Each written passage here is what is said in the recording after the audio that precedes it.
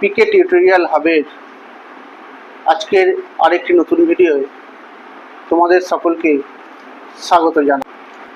পশ্চিমবঙ্গ উচ্চ মাধ্যমিক শিক্ষা সংসদের একাদশ দ্বাদশ শ্রেণীর তৃতীয় সেমিস্টার অর্থাৎ দ্বাদশ শ্রেণীর প্রথম সেমিস্টারের বাংলা বিষয় নিয়ে আজ আলোচনা করব। এই বাংলা বিষয়ের উপর তোমাদের যে টপিকগুলি পড়তে হবে এবং কোন টপিক থেকে কত নম্বরের প্রশ্ন থাকবে সেগুলো তোমাদের আগে আমি জানিয়ে রাখি। গল্প আছে তোমাদের শুধুমাত্র একটি, তার নাম আদরিণী। এখান থেকে তোমাদের 8টি 1 নম্বরের প্রশ্ন আসবে। কবিতা আছে 2টি, একটা অন্ধকার লেখাগুচ্ছ এবং অপরটি দিগ্বিজয়ের রূপকথা। এই দুটো কবিতা মিলিয়ে তোমাদের 1 নম্বরের প্রশ্ন থাকবে 7টা। প্রবন্ধ আছে একটি, বাংলা ভাষা, স্বামী বিবেকানন্দের লেখা। এই প্রবন্ধ থেকে 5টি 1 নম্বরের প্রশ্ন আসবে। এছাড়াও আছে ভারতীয় গল্প পোটরাজ, যেখান থেকে প্রশ্ন থাকবে 5টি। আন্তর্জাতিক কবিতা তার সঙ্গে, যেটা পাবলো নেরুদার লেখা। অর্থাৎ এই ভারতীয় গল্প এবং আন্তর্জাতিক কবিতা এই দুটো মিলিয়ে 5টি 1 নম্বরের প্রশ্ন আসবে। এছাড়াও আছে ভাষা, ভাষার মধ্যে আছে ভাষাবিজ্ঞান ও তার শাখা প্রশাখা, ধ্বনিতত্ত্ব এবং শব্দার্থ তত্ত্ব। এই 3টে টপিক মিলিয়ে 10টি 1 নম্বরের প্রশ্ন আসবে। এছাড়া আছে বাংলা শিল্প সাহিত্য ও সংস্কৃতির ইতিহাস, যেখান থেকে পড়তে হবে বাংলা গানের ধারা, বাঙালির বিজ্ঞান চর্চা, বাঙালির ক্রীড়া সংস্কৃতি। এর ওপর ভিত্তি করে তোমাদের 5টি 1 নম্বরের প্রশ্ন থাকবে। অর্থাৎ তোমাদের পূর্ণমান এই থার্ড সেমিস্টারের জন্য 40।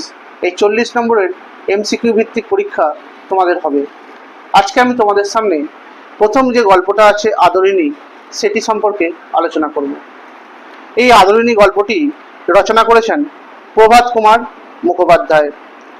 এই আদরিণী গল্পটি প্রথম প্রকাশিত হয়েছিল 1913 সালে এবং এটা 1320 বঙ্গাব্দের সাহিত্য পত্রিকার ভাদ্র সংখ্যায় প্রকাশিত হয়েছিল। পরবর্তীকালে এই আদরিণী গল্পটি গল্পাঞ্জলি গ্রন্থের অন্তর্ভুক্ত হয়।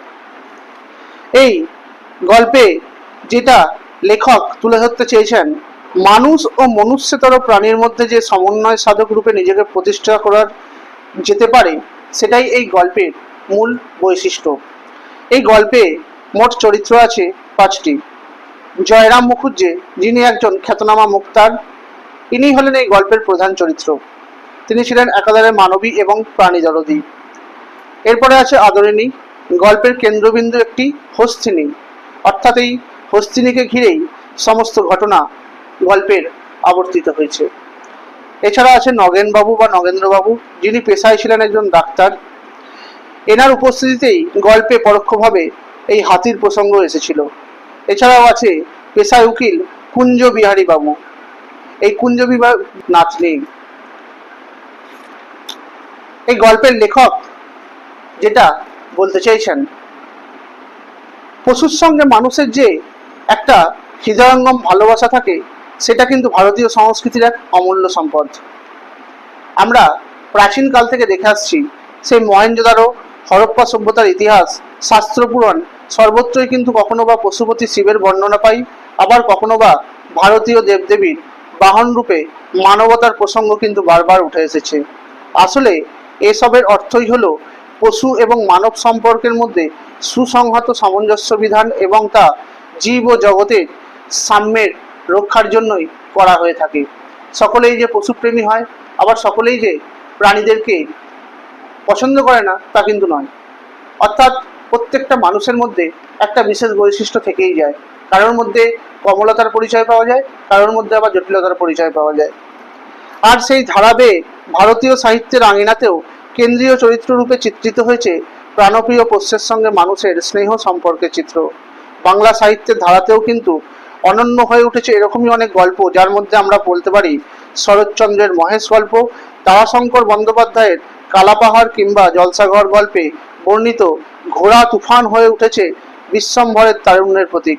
এছাড়া বিভূতিভূষণ বন্দ্যোপাধ্যায়ের বুধির বাড়ি ফেরা কিংবা বনফুলের গণেশ জননী, আবার নারায়ণ গঙ্গোপাধ্যায়ের নীল বাহাদুর প্রভৃতিও কিন্তু এই ক্ষেত্রে বিশেষ উল্লেখের দাবি রাখে। আর বাংলা সাহিত্যে এই সমস্ত প্রসঙ্গেই আসে এই প্রভাত কুমার মুখোপাধ্যায়ের লেখা আদরিণী গল্পাংশটির কথা বা উল্লেখ। অর্থাৎ এই গল্পে তোমাদেরকে মোট 7টা পরিচ্ছেদ পড়তে হবে। আজকে আমি তোমাদের সামনে প্রথম এবং দ্বিতীয় পরিচ্ছেদে ঠিক কি বলা হয়েছে সে সম্পর্কে কিছু বিষয়বস্তু তুলে ধরব। প্রথম পরিচ্ছেদে যেটা বলা হয়েছে, পীরগঞ্জের মেজবাবুর মেয়ের বিয়ের নিমন্ত্রণ পেয়েছিলেন নগেন ডাক্তার এবং পেশায় উকিল কুঞ্জ বিহারী বাবু, যাকে জুনিয়র উকিলও বলা হতো। যাতায়াতের এই প্রকার বন্দোবস্ত করতেই কিন্তু তারা জনদরদি খ্যাতনামা মুক্তার বলে পরিচিত জয়রাম মুখোপাধ্যায়ের বাড়ি এসে এই খবর জানিয়েছিলেন এবং জানতে চেয়েছিলেন জয়রাম বাবু সেখানে নিমন্ত্রিত আছেন কিনা।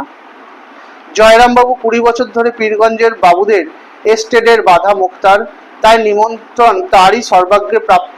তিনি নিজের বৈঠকখানায় হুকোই তামাক খেতে খেতে জানিয়েছিলেন তাকেও নিমন্ত্রণ করা হয়েছে। আসলে নগেন আর কুঞ্জবিহারী জানতে এসেছেন জয়রাম মুক্তার নিমন্ত্রণ রক্ষা করতে সেই পীরগঞ্জে যাবেন কিনা। কিন্তু ব্যস্ত জয়রাম মুক্তারের পক্ষে পীরগঞ্জে যাওয়া সত্যিই একটু মুশকিল ছিল, কারণ এতে তার দুদিন অর্থাৎ সোম ও মঙ্গলবারের কাছারি যাওয়া হবে না। আবার এটাও সত্য যে পীরগঞ্জে না গেলে বাবুরা কিন্তু দুঃখ পাবেন। নগেন্দ্রদের যাওয়ার ইচ্ছে আছে, কিন্তু তাদের সমস্যা হলো ওই পথে আবার ঘোড়ার গাড়ি যায় না। গরুর গাড়িতে গেলে যেতে আসতে 4 দিন সময় চলে যাবে, পালকি জোগাড় করারও সম্ভব হবে না। তাই জয়রাম বাবুই ছিল তাদের ভরসা। তিনি যদি রাজবাড়ি থেকে একটা হাতি আনাতে পারেন তবে 3 জনেই হাতির পিঠে চেপে যেতে পারবেন।